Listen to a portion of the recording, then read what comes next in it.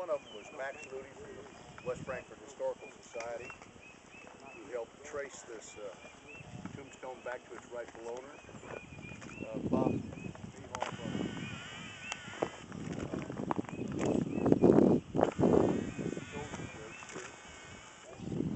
Dennis Burns with West American Legion. Phillips Monument Company in Cesar redid this monument at no charge.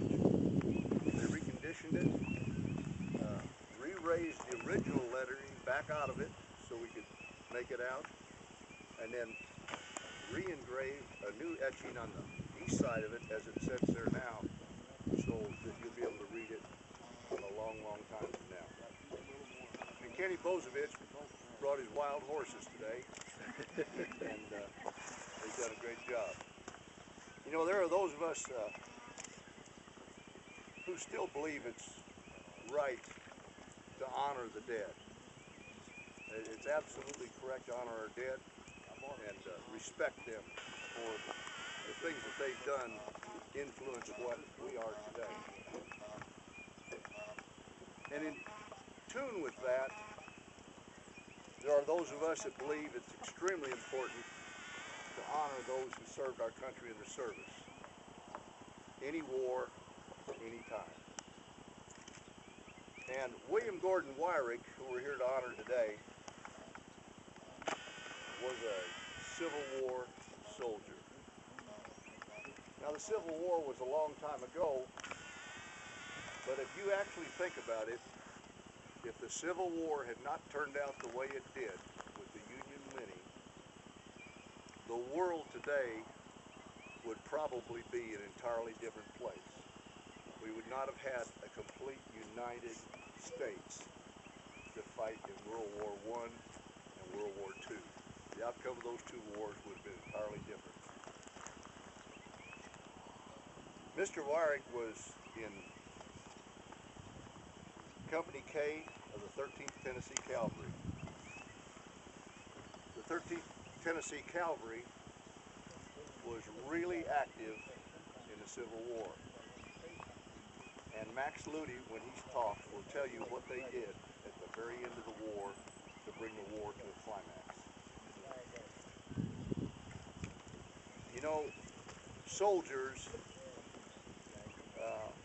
face tough times when they're in war. And the shortest, truest war story that was ever written was written by a Civil War soldier. And it goes like this. A lot of us went up to Gettysburg. A few of us came back. And if you weren't there, you will never understand. And I think that's true. I think it's really true. So, you know, it's an honor to honor Mr. Wyrick, his service, but you know, his legacy lives on. And we have family members here, direct descendants of Mr. Wyrick. Where are we looking at here?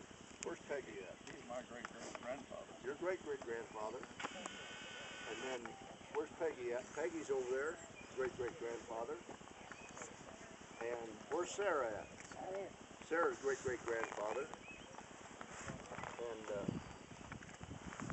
Sarah, why don't you tell them what your great-great-grandfather did in the Civil War? Well, he was a blacksmith, and I happen to have this that came down from my mother. He's actually my adopted great-grandfather because his daughter adopted my mother when she was 5 years old. She had her from the time she was 10 months old. But this had hung on our wall in our kitchen for many years, and I really didn't think much about it. One day, a friend of mine came to visit, and he was a blacksmith himself, and he went over and looked at this piece on the wall, and he says, "This is handmade, isn't it?" And my mother said, "Yes." So my mother, who raised me, father made this. He was a blacksmith. First I ever knew of it. But this is one thing that he made. It's been in my family. I guess he gave it to his daughter, Esther.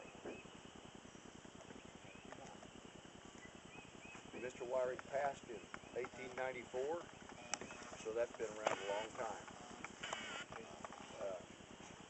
Let me give you a little history on this tombstone that we brought back here today. It was found in an old home place east of here. I know that it's been there at that home place for 29 years. That's how long I've lived out in this country. I've seen it in the flower garden there in the past. In talking with some old timers that have been around here for years, they're in their middle 70s, some of them say that they remember it being there when they were kids. So it's been missing from this spot for a long time. And I think it's a great tribute to Mr. Wyrick to have it back so that all those who pass down this road from now on will see it. Max Ludy has been involved in a project with the Franklin County Historical Society. Max, would you tell them what you're involved with now? Thank you, Fran. That's a hard act to follow. Fran is a good speaker and he has a lot of information for us. Many of us are service veterans. What I like to point out is our families are also service veterans.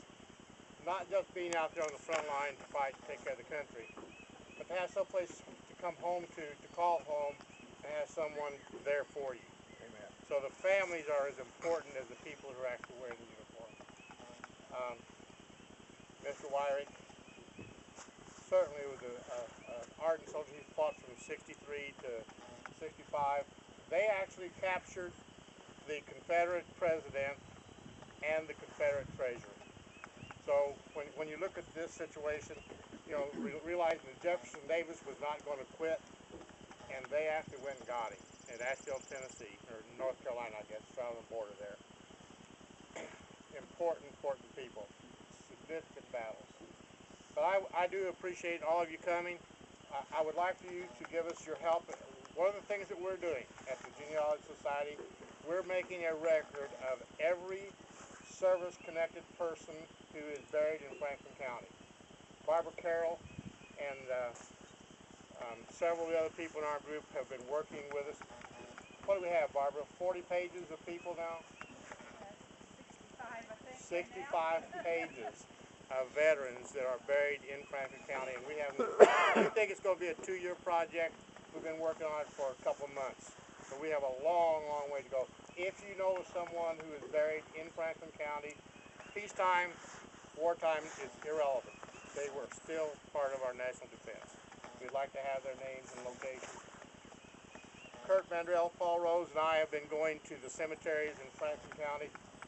We have been on site to 195 cemeteries in Franklin County. We take a picture, we take a GPS coordinate, and then we record all the data, and we put that into a book.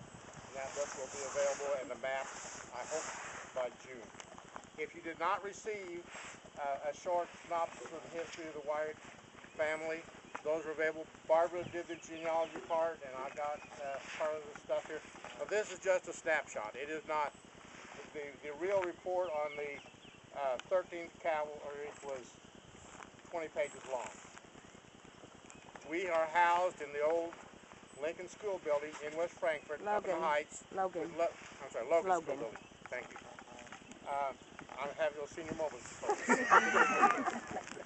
But we would love to have you come. We're open on Wednesdays and Thursdays from 9 to 3, and we will help you research whatever you need, doing whatever happens. We are fortunate enough to have a number of people from the society here, and I sincerely appreciate all their work. If we can help you in any way, we'd love to. Again, Fran has led the charge on this. He's done an outstanding job. We're so proud of him that he took the initiative, saw the situation was in need, and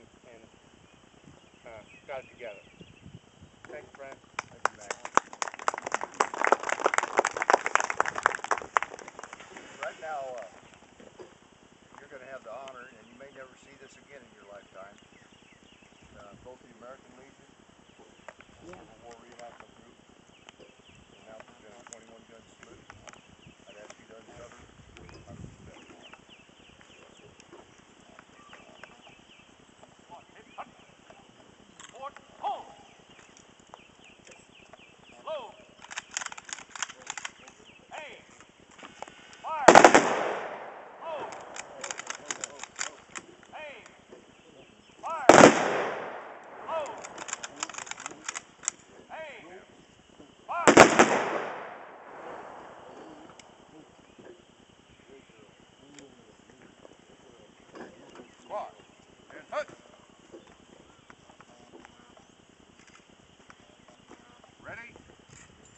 Present.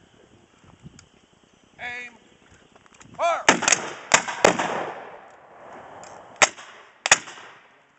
Cover. Reload.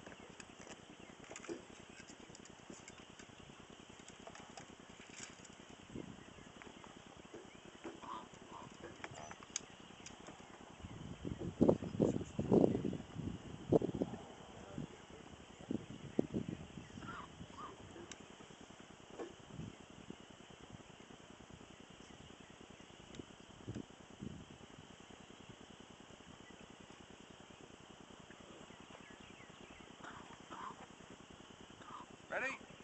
Present. Aim. Fire. Cover. Reload.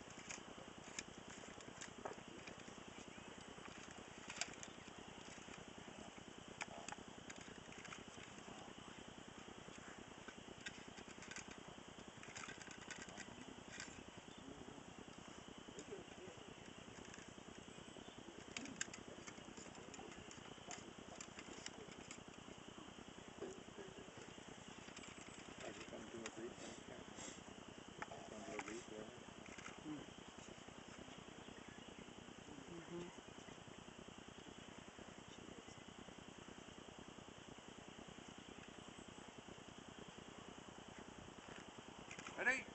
Present. Aim. Fire.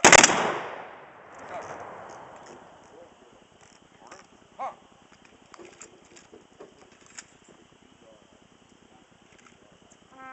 Present. Fire.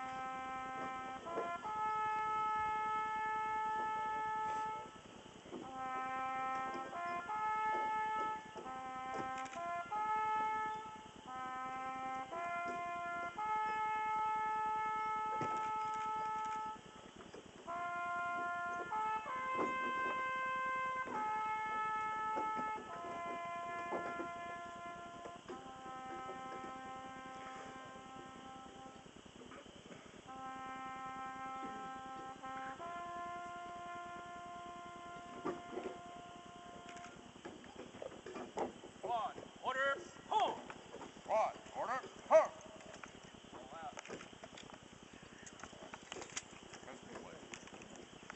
I want to thank you all for coming today.